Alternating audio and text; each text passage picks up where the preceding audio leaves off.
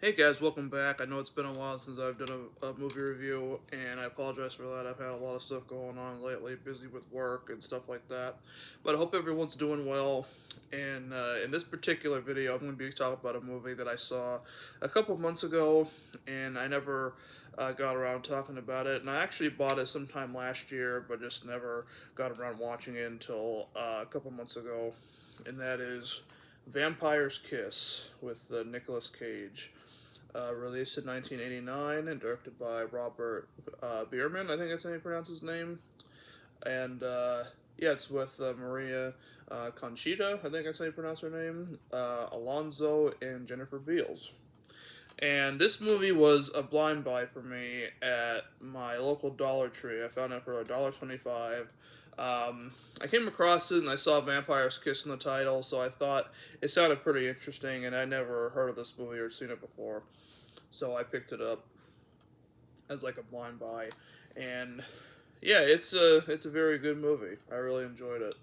The movie's basically about this guy who's a an executive in New York, and he's a womanizer. He's not very a nice guy, and he basically uh, ends up convincing himself that he's a vampire because he has this beautiful lady that comes to him like every night and bites him and drinks his blood, and then he ends up being convinced that he's a vampire and goes through very weird phases and doing really weird stuff, and that's basically the premise of the movie.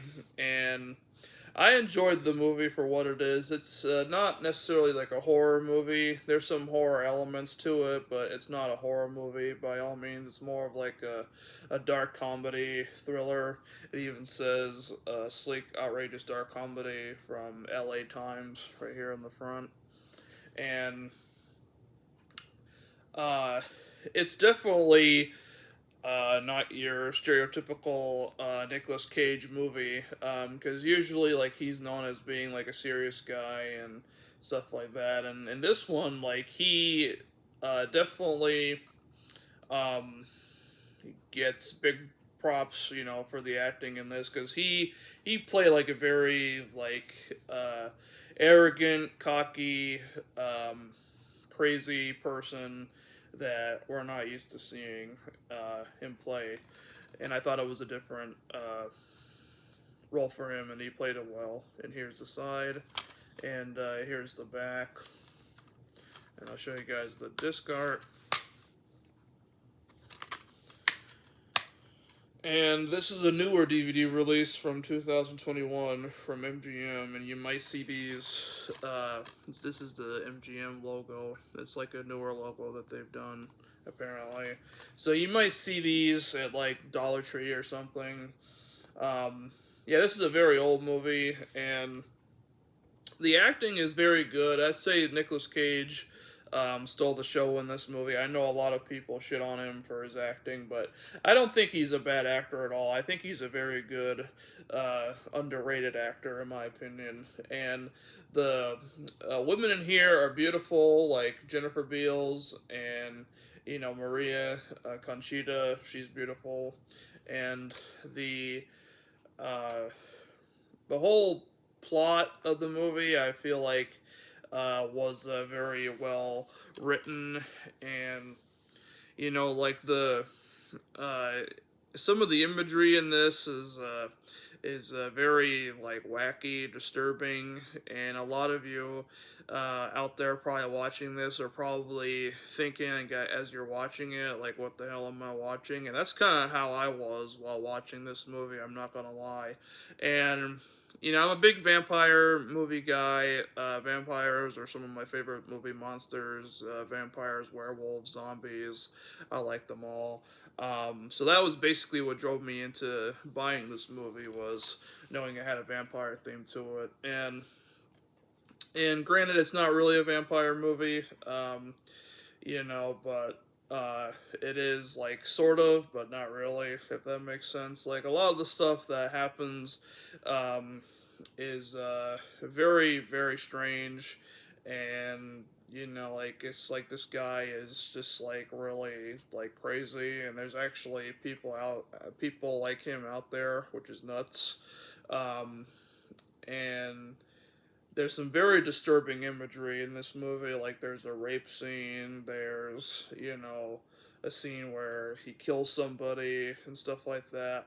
Um, because he thinks that he's a vampire and stuff like that. So I'm not gonna spoil the movie for you on how it ends or anything, but it's just a really, really wacky movie.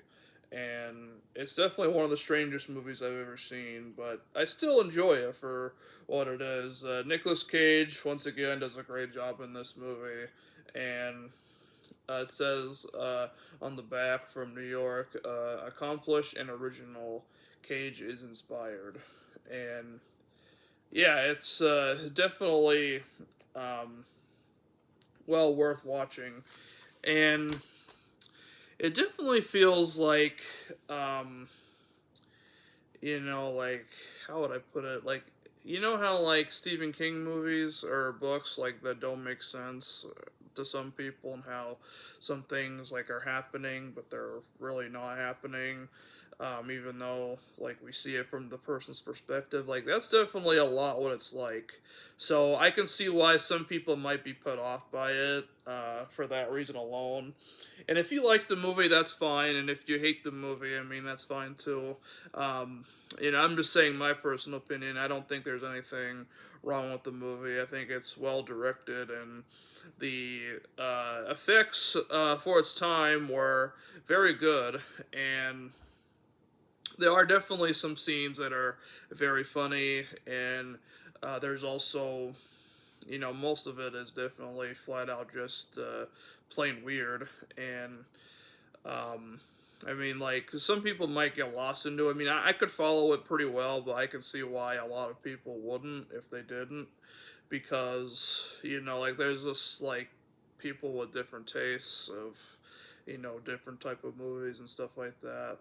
Um, and yeah, it's just um, a movie that's not for the kids. Definitely not for the kids. It's rated R, and it's definitely rated R for a reason, because there's a lot of language, there's nudity, stuff like that. Like I said, like a kill scene, a rape scene, stuff like that. So definitely not, something for the kids. And also, like, if you're like a victim of sexual abuse, you're definitely not gonna want to watch it.